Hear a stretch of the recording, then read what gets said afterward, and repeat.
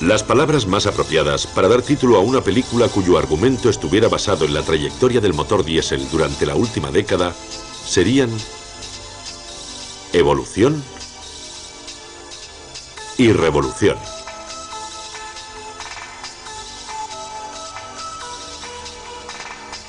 Los trabajos realizados tanto en el diseño de las cámaras de combustión como en los nuevos sistemas de inyección han permitido mejorar el rendimiento, consiguiendo al mismo tiempo una reducción en la emisión de gases contaminantes y un mayor control sobre estos.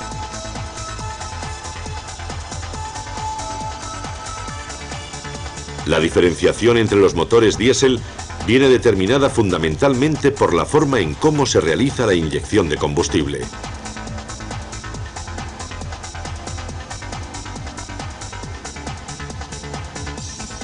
Cuando la inyección se realiza en una precámara, el sistema se denomina de inyección indirecta.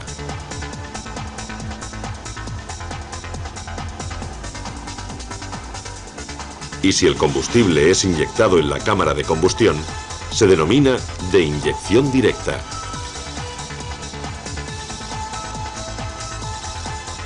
Con la adopción de la inyección directa, se aceleró el avance tecnológico de los motores diésel. Aunque si bien este sistema no era una novedad, sí presentaba algunos inconvenientes como vibraciones y exceso de ruido de combustión, que hacían que su utilización estuviese destinada principalmente a vehículos de transporte o maquinarias. Uno de los elementos clave del motor diésel es la bomba inyectora. Este componente, aunque mantiene su principio básico de funcionamiento, ha sido sometido a constantes cambios con el fin de mejorar sus prestaciones. Actualmente, la gran mayoría cuenta ya con la ayuda de la gestión electrónica.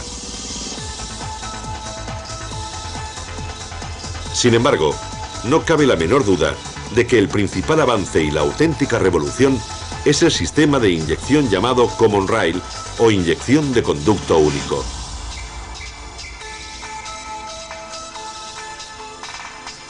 El principio de funcionamiento de este sistema de inyección no tiene nada que ver con la bomba convencional y sin embargo tiene una gran similitud con los sistemas de inyección electrónica empleados en los motores de gasolina, debido a que en ambos casos los inyectores reciben el combustible a través de un conducto común y son accionados eléctricamente a través de la unidad de control.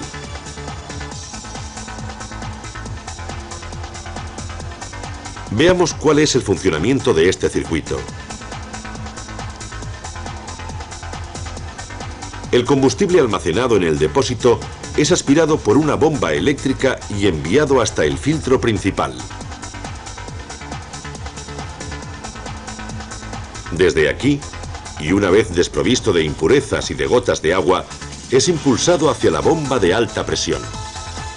Esta bomba, arrastrada por la correa de la distribución, presuriza el combustible a valores que oscilan entre 200 y 1400 bares. Y lo envía a la rampa o acumulador, llegando finalmente a los electroinyectores a través de los tubos de alta.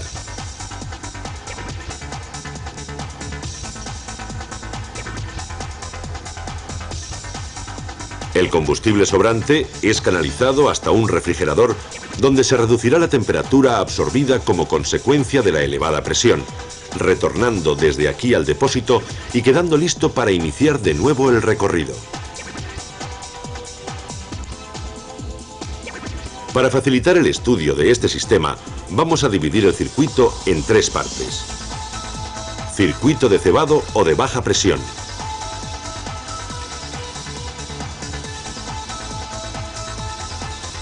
Circuito de alta presión.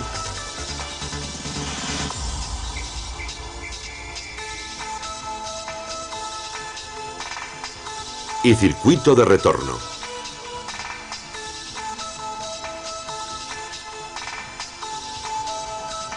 El circuito de cebado es el encargado de suministrar a la bomba de alta presión el combustible necesario con la presión adecuada. Está formado por la bomba eléctrica y el filtro.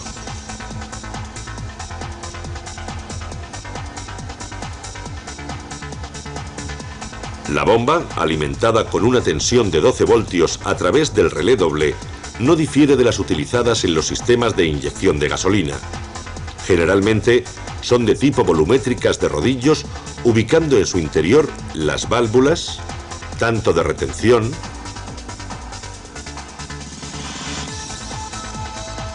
como de seguridad.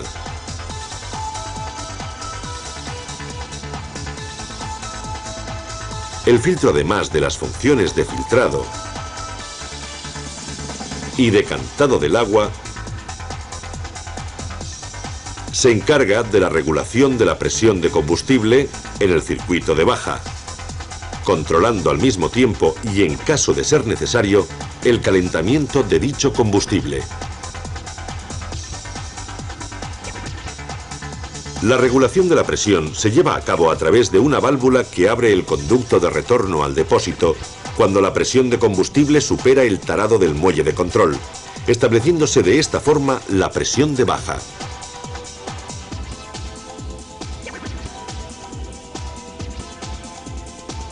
El control de calentamiento del combustible lo realiza un elemento termostático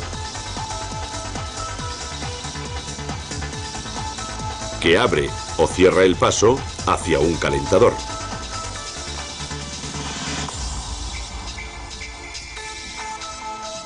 De esta forma, cuando la temperatura del combustible es inferior a 10 grados, una lámina bimetálica se deforma para desviar el combustible hacia el calentador.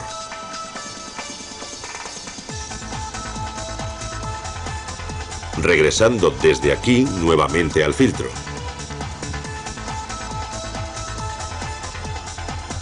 Si la temperatura del combustible se encuentra entre 10 y 20 grados, la deformación de la lámina bimetálica es parcial, con lo que al calentador solo se desvía una parte del combustible. Finalmente, si la temperatura es superior a 20 grados, la lámina cierra el paso de combustible al calentador, circulando a través del elemento filtrante hasta llegar a la bomba.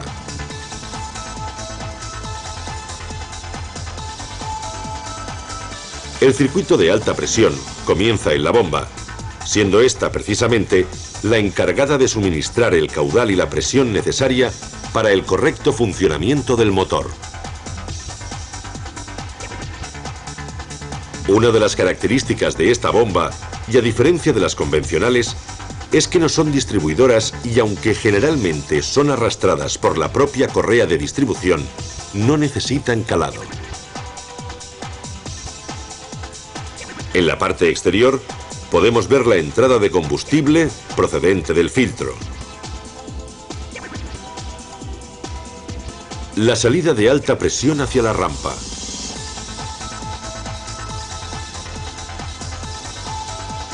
el retorno,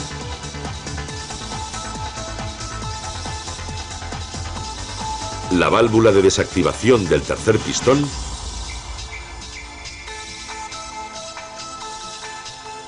y el regulador de alta presión.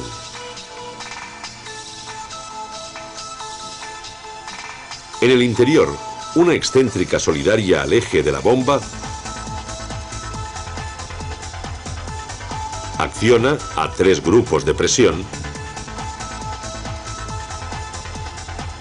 formado cada uno de ellos por un pistón, la válvula de admisión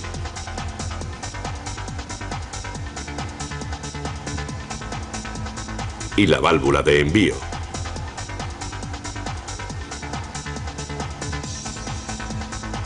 Cuando el motor empieza a girar, a través de la correa de distribución transmite el giro a la excéntrica y esta, a su vez, provoca el movimiento alternativo de los pistones. En la carrera descendente, el combustible entra al cilindro a través de la válvula de admisión.